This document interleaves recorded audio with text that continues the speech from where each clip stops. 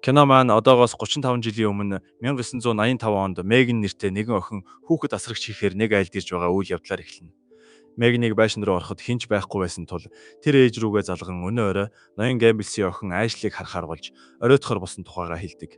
Гэтэл гинт зойрны өрөөнөөс чимээ гарах нь сонсогдож Меган ч доошоо зойрлоо бууна. Ингээд тэр ширээн дээр байсан гэр бүлийн зурган дээр ноён Гэмбелсийн нүдийг балалчсан байгааг гайхан харж байтал зойрны харанхуй булангаас хачирхалтай чимээ гарч ойртон очиход хадагтай Гэмбелс аимшигтай дүр төрхтэй болчихсон охиноо идэж байдаг. Үүнийг хараад айж цочирдсан Мегнийг тэндээс цухтах гэтэл ноён Гэмбелс зойрны хаалгыг гаднаас нь хааж орхих ба хаалган дээр нэгэн хачирхалтай тэмдэг зурсан байх нь харагдана. Дараа нь үйл явдал одоороо буюу 5 өдрийн өмнөх рүү шилжиж амралтаа аавтайгаа хамт өнгөрүүлэхээр автобусаар ирж буй 17 настай Бен хэмээх хүүг харуулна. Бен автобусын дотор явж байхдаа хэн нэгэн түүнийг усан дотор живүүлж байна гэж хар дарж зүүдлэн сэрэхэд хажууд нь сууж явсан эмгэн Бенний гипсэн дээрх бичгийг хараад яг л жоохон хүүхдтэй ярьж байгаа юм шиг түүнийг өхөөрддөг.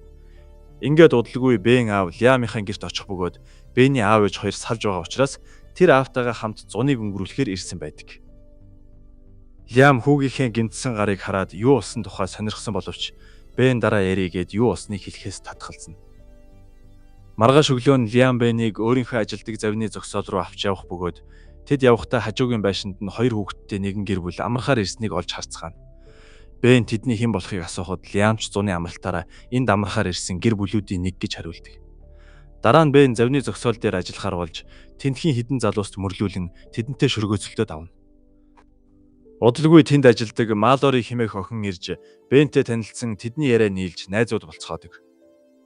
Ингээд үйл явдал солигдсон Лиамын хөрш байшинд амархаар ирсэн Аби болон түүний хүү Дилон руу шилжих ба тэд ой модон дотор алхалт хийж байдаг. Абиг түр бие засахаар явсан хойгуур Дилон ээжээсээ төөрч ганцаараа зураг авч явж байгаад анх кино эхлэхэд гарсан өнөөх хачирхалтай тэмдэг бүхий модтой таарна. Гэтэл модны хонглоос Абигийнхтай яг адилхан хоолой гарч түүнийг хүрээд иргэж дуудаж эхлэх бөгөөд хэдийгээр хоолой ээжийнхтэй нь адилхан боловч цаанаал жихүүдс төрүүлэн байсан учраас Дилэн ээж нь биш гэдгийг ойлгон маш их айж модны ард нуугдана. Ингээд модны хонглоос чөтгөрийн шиг урт цагаан гарнууд гарч ирэх яг тэр агшинд жинхэнэ Аби хүү дээрээ ирж Дилнийг тэндээс авч явдаг.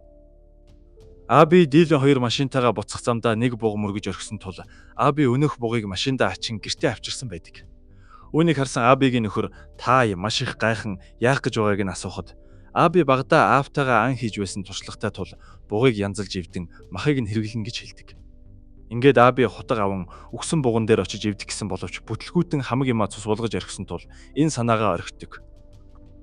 Хачирхалтай нь өнөөх буг ямар нэгэн халдвараар өвчлсөн байсан бололтой дотор эргэтнүүдээс нь өт гарч ирэх нь харагдана. Тэр орой үнэхээр ч хачирхалтай зүйл болж өнөөх үгсэн буг дотроос чөтгөр шулам шиг аимшигтай зүйл мөлхөн гарч ирдэг. Хэсэг хугацааны дараа Бен орондоо унтаж байгаад хин нэгэн дээвэр дээгүүр нь гүйх мэт хачирхалтай чимээнээр нойрноосоо сэрдэг.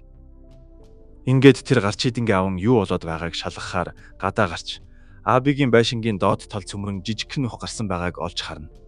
Улмаар тэр гарч идэнгээ тусахтал жирэх шиг бяцхан амтан гүйж өнгөрөх бөгөөд гэтэл яг энэ үед ард нь нэгэн хачирхалтай чөтгөр шиг зүйл түүнийг харж байдаг. Бенийг өнөөх зүйлийг тод харж амжихаас өмнө таа цонхон дээрээ гарч ирээд юу болоод байгааг асуухад Бен ч амтан харсан тухайгаа хэлнэ. Маргааш өглөө нь Бен аавтайгаа хамт ажилдаа явахдаа Дилэн өнөөх цоорхой нөхийг модоор оролдож байгааг хараад нүх аюултай байж магадгүйгээд түүнийг хол байхыг анхааруулдаг. Хэсэг хугацааны дараа Аби бяцхан хүүхдээ тэрсээр гарч ирэх ба тэр байшингийн ойролцоох цэцэгнүүд хагдрам үхэж эхэлсэн байгааг олж хардаг. Гэтэл байшингийн доорх нүхнээс ямар нэгэн зүйл тэднийг ажиглах боловч Аби үнийг анзаардаггүй. Харин энэ үеэр Бен далайн эрэг дээр завин дотор хөвтөж байгаа Дилнийг олж түүнтэй ярилцсан Дилэн завны сургалтанд суухаар ирснийг олж мэднэ. Бен Дилэнд чихэр өгөхөөр амлаад Дилнийг хэрвээ байшингийнхаа гадаа ямар нэг хачирхалтай зүйл харуул хэлээрэй гэж захидаг. Аав ээж хоёр нь салж байгаа учраас Бений аав Лиам Сара нэртэй эмэгтэйтэй болцож эхэлсэн бөгөөд Бен тэр орой аавынхаа шинэ найз бүсгүйтэй танилцж хамт хооллохоор тохиролцсон байдаг. Гэтэл ээж нь залгаж юу хийж байгааг нь асуух ба гинт Бен дээжигээ хуураад байгаа юм шиг мэдрэмж төрж тэр Саратай уулзахаа болоод оронд нь Малори болон түүний найзуудтай хамт үдшилтэд явдаг.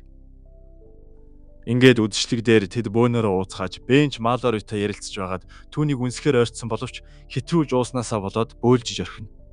Тентхийн залуучууд Бенд дургу учраас Бенээр тоглохоор шийдэж Нэг охин түүнийг хуран усан санд дуудаж оруулаад дотор өмдийг нь тайлж нүцгэлийн ичхэвтер байдалд оруулахад Бенж эцсэндээ бушуухан тэндээс явдаг. Харин энэ үеэр Таийн гэрт бүгд унтаж байх ба гítэл хүүхдийн өрөөний камерт бяцхан Сэмийн орны хажууд чөтгөр шиг зүйл сууж байгаа нь харагдана. Удсанчгүй Аби түүнийг шалгахаар очих ба гítэл хачирхалтай Сэмийн оронд баахан баглсан мөчөрнүүд бүтээж тавьсан байдаг. Айж цочирдсан Абиг юу болоод байгааг ойлгож амжихаас өмнө орны доос хоёр аимшигтай гар гарч ирээд түүнийг орон доогуур татаж оруулна. Хэсэг хугацааны дараа Бен гэртээ ирэхдээ Абиг хүүхдээ тэрэн ойроо явж байхыг олж харан гайхаад өнгөрдөг. Ингээд Бенийг гэртээ орж ирсний дараа аав нь түүнд уурлаж Сарагаас уучлалт гуй гэхэд Бен ч автагаа маргалдан Сарагийн тухай онцгой үг хэлэхэд Сара тэндээс явдаг. Маргааш өглөө нь Таийн гэрт Аби нэг л хачирхалтай ажиллаж эхэлсэн ч Тай яаралтай ажилтай учраас юу ч анзааралгүй ажилдаа явна. Харин дийлэн хэсэг хугацааны дараа дээшээ гараад ээж нь цонхны дэргэд цаашаа харчихсан нүцгэн зогсож байхыг олж харах бөгөөд Абигийн бие нь нэг л эв хавгүй хачин байдлаар хөдлөн түүн рүү эргэж харахад дийлэн ч маш их айдаг. Энэ үеэр Бен ажиллаа тарчхаад аавтайгаа хамт гэрлүүгээ явах гэсэн боловч аав нь илүү цагаар ажиллах шаардлагатай болж Бен аавынхаа найз бүсгүй Сарагаар хөргүүлнэ. Замдаа Сара Бен хоёр ярилцсан Бен түүнээс уучлалт гуйж дараа дахин хамт хооллохоор болцоодог. Ингээд Бенийг өрөөндөө орж иртэл дийлэн өрөөнд нь орж ирчихсэн нуугдж байх ба тэр их л айсан шинжтэй байдаг. Гэтэл удалгүй Аби гадаа нэрээд хүүгээ асуухад дийлэн Абиг битгий оруулаарай гэж гуйсан учраас Бен ч хүн энд байхгүй гэж худлаа хэлнэ. Аби Бенийг худлаа хэллээ гэд хүчээр гэрт нь орох гэж оролдоход Бен түүнийг зогсоох ба гэтэл яг энэ үед Тай ирээд дийлнийг дуудснаар аавынхаа хоолойг сонссон дийлэн Бенийхээс гарч ирэн тэд бүгд хамтдаа гэрлүүгээ явцгаадаг. Харин Бен Абигийн хачирхалтай авирыг санан сэжгэлсэн байдалтай харсаар хоцордог. Энэ зур Таийн гэрт дийлэн аавда ээж нь нэг л хачин байгаа тухай хэлсэн боловч аав нь үүнийг нь тоолгүй тоглоом шоглоом болгоод өнгөрнө. Тэр шөнөө Бен Аби Тай хоёрыг нууцаар ажигласан боловч тэд их л дотн халуухан мөчийг өнгөрүүлж байгаа харагддаг бөгөөд өөр ямар нэгэн сэжигтэй зүйл анзаарагддаггүй. Маргааш өглөө нь Бен ажил дээр очиод дийлнийг хүлээсэн боловч дийлэн сургалтандаа ирээгүй болж таардаг.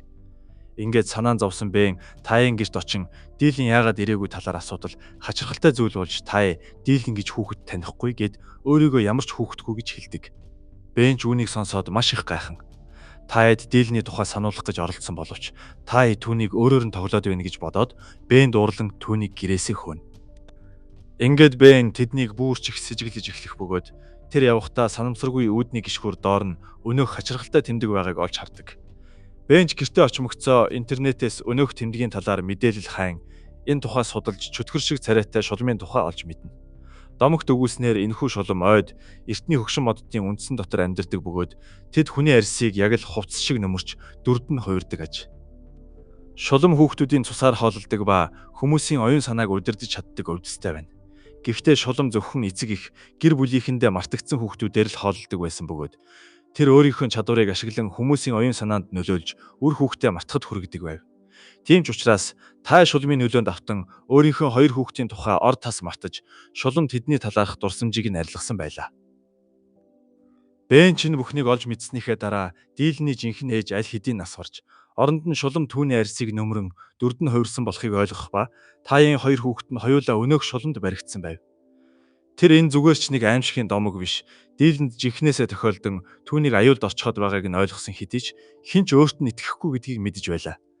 Бас цагдаад мэдэгдээд ямар ч нэмэргүй гэдгийг ойлгосон тул Бен Малори руу залган түүнийг гэртээ авчираад олж мэдсэн бүх зүйлээ түүнд ярина. Гэтэл Малори ч бас Бений ярьсан зүйлсэд итгэдэггүй бөгөөд тэр Бений хуршүүдийг зүгээр л өвөрмөц хүмүүс байж болно гэд Бенийг тэдний хий хоосон хардаж байна гэж боддог. Бен шулмаас хамгаалдаг гэж интернетээс уншсан тул хаалгаа тойруулан давс цацах ба энэ үеэр Абигийн дүрт хувирсан шулам ямар нэгэн хар уттай зүйл зойрноосоо гаргаж ирэн хогийн савнд хаях нь харагдана. Үүний дараа Малори тэндээс явахдаа тоглоом шоглоомоор тэдний гадаа зойрондоо юу нуусныг чинь мэдэн шүү гэсэн зурвас үлдээчгээд явдаг. Малоригийн бичсэн зурвасыг олж уншсан Тайч гайхан зойроо шалгаж үзэхээр очтол яг энэ үед Аби гарч ирээд түүнийг дуудан чихэнд нь ямар нэгэн зүйл шивнэхэд Таийн чихнээс цус гарна. Үүний дараа та яг л ямар нэгэн далдын хүчинд ховсдуулан өөрийнхөө удирдлагыг бүрэн алдсан юм шиг харагддаг. Маргааш нь Абигийн арьс үжрэн муудаж хууларч эхлэх ба шулам өрдөөл Абигийн арьсыг нөмрөн ашиглаж байгаа учраас цаашид амьдрахын тулд өөр шинэ арьс, өөр шинэ хохирогчоор хооллох хэрэгтэй байв. Харин энэ зуур Бен тэднийг нууцаар тандсан хിവэр байх ба тэр Абиг явсны дараа зойронд нь юу байгааг шалгаж үзэхээр цоожийг нь эвдэн дотогш орно. Ингээд зойрон дотор тэр ямар нэгэн чөтгөрийн зан үйлийг санагдуулам модны мөчрнүүдэд зоосон амьтны гавлын яс болон таинуудыг балалсан гэр бүлийн зураг олдог. Ингээд тэр 911 рүү залган алга усан хүүхдийн талаар мэдээлэх гэж байгаад Таигийн зурагны ард Малоригийн гэр бүлийнхний зураг байгааг олж харан утсаа таслаад тэндээс яаран гүйж гарна. Шулмын дараагийн байн Малоригийн дүү Лили болохыг ойлгосон Бен Малори руу залган Лилийг асуусан боловч Малори Лилийг танихгүй байдаг. Бен далайн ирэг дээр яаран ирээд Аби Лилийг дагуулan ойр руу явж байгааг олж харан араас нь гүйх гэсэн боловч өмнө нь Бентэй маргалдаж байсан залуучуудын нэг ирээд аавынхын завинд хог хаялаа гэд Бенийг цохиж авна. Гэсэн ч Бен өнөөх залууг тоолгүй Лилигийн араас ойр руу гүйж ирэн түүнийг хайж яваад модны доорх нүхийг олох ба шулам Лилийг нүхрөө авч орох гэж оролдож байдаг. Бен жохин дээр гүйж очин түүнийг аврах гэж оролдсон боловч хөлн халтрын арга шунахта толгоогоороо газар цохин ухаан алддаг. Оройн Бенийг ухаан ороод гэртээ ирэхэд цагдаа нар түүнийг хүлээж байх бөгөөд Аби түүнийг зойрлон зөвшөөрөлгүй нэвтэрсэн гэж гомдол мэдүүлсэн байдаг. Азар цагдаа нар түүнд зөвхөн анхааруулга өгөх ба харин Бений аав Лям хүүдээ урам нь хугаран Бенийг яагаад ийм болж өгөхгүй зүйлс хийгээд байгааг ойлгохгүй түүнийг мансууруулах бодис хэрэглээд байна гэж сэжгэлдэг. Бен ч аавдаа болсон бүх зүйлийг тайлбарлах гэж оролдон Абиг хүүхдүүдтэй ямар нэгэн зүйл хийсэн гэд зойрыг нь шалгаж үзэхийг гуйсан боловч Лям түүний үгэнд итгэдэггүй. Дараа нь Лямын гэрт ирсэн байсан Сара Бентэй ярилцах бөгөөд Бен энэ үеэр галтгооны өрөөнд байсан цэцэгнүүд хагдрахыг анзааран яг үнэндээ энэ Сара биш, Сарагийн дүрт хувирсан шулан болохыг ойлгодог. Ингээд Сара түүн рүү дайрахад Бен өөрийгөө хамгаалахын тулд галтгоонд байсан хутгийг аваад Сарагийн гарыг зүсж орхино. Гэтэл яг энэ үед Лям тэдэн дээр ирэх бөгөөд тэр Бенийг шин найз бүсгүйг нь үзэн ядсандаа түүн рүү дайрч гимтээсэн байна гэж буруугаар ойлгон цагдаа дууддаг. Удалгүй цагдаа нар ирж Бенийг авч явахаар болох ба энэ үеэр Сара нэг цагдаагийн чихэнд ямар нэгэн зүйл шивнэх нь харагдана. Үүний дараа өнөөх цагдаа Бенийг цагдаагийн хэлц рүү аваачихын оронд далайн ирэг дээр авчирна.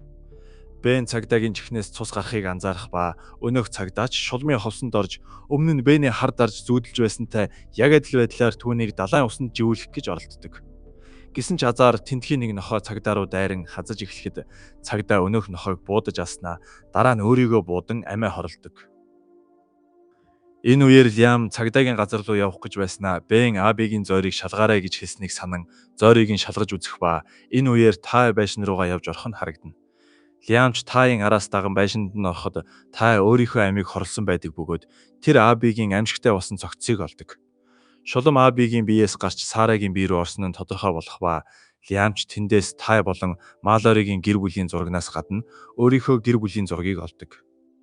Гэтэл яг энэ үед Сара түүний араас ирээд Лямын нуруу руу хутгалдаг. Шархацсан Лям тэндээс зүхтаах гэж оролдсон боловч Сара түүнийг барьж аван хоолойг нь боож яг алдгийн даваан дээр Бен ирээд Сараг буудаж унгаан аавыгаа аварна. Ингээд Бен аавыгаа тэндээс авч гарах гэж оролдож байтал шулам үхээгүй амьд байх бөгөөд хүмүүсийн дунд амьдрахын тулд түүнд шинэ бие хэрэгтэй тул тэр Сарагийн биеэс өөрийнхөө жинхэнэ дүр төрхөөр гарч ирэх нь харагдана. Бен ч аавыгаа яралтай машинд аваач суулгасныхаа дараа өөрийнхөө дурсамжийг эргэж сандаг. Үнэн хэрэгтээ Бен Нэтэн гэдэг дүүтэй бөгөөд автобусанд сууж явсан эмгэн Бентэй биш. Харин Бений хажууд сууж явсан Нэтнийг өхөөрцөн байж таардаг. Шулам дийлэн болон Сэмийн дурсамжийг Таийн ой санамжаас артсан шигэ Бенийн дүү Нэтнийг ч бас ой санамжаас нь арилгаж түүнийг дүүгээ мартахад хүргэсэн байдаг. Энэ бүх хугацаанд Нэтэн үргэлж Бентэй хамт байсныг тэр эргэн санана. Ингээд бүх зүйлийг эргэж сансан Бен дүүгээ аврахаар шулмын ойн цоохой дэх үүрлүү явахаар шийдэх ба энэ үеэр дүү Лилигийнхээ тухай эргэж сансан Малорич түүнтэй хамт явахаар болно. Удалгүй тэд ойд ирж шулмын үрийг олох ба Бен ганцаараа дотгошоо орохоор болж хэрвээ 10 минутын дараа буцаж гарч ирэхгүй бол модыг шатаагаарай гэж Малори захина. Бенийг дотгошоо орсны дараа Малори түүний хэлсний дагуу шулмын үрийг тойруулан давс цацдаг.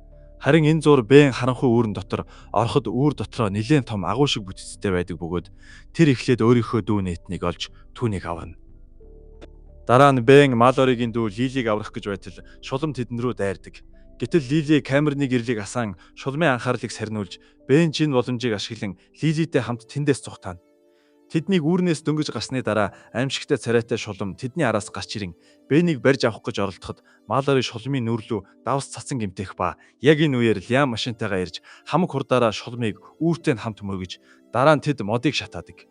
Ингээд хэд хоногийн дараа бүх зүйл хэвийн байдалтай орж Лили Нэтэн хоёр амжилттайгаар аврагдсан байх ба зуны амралтанд дууссан тул Бен гэр бүлийнхэнтэйгээ хамт тэндээс буцахаар болсон байдаг. Тэр явхаасаа өмнө хүүхдүүдэд сургалт орж буй Малоритэй ирж уулзан салах ёс гүйцэтгэх бөгөөд Малориш түүнд толгойдоо хатгсан цэцгээ зөөж өгнө.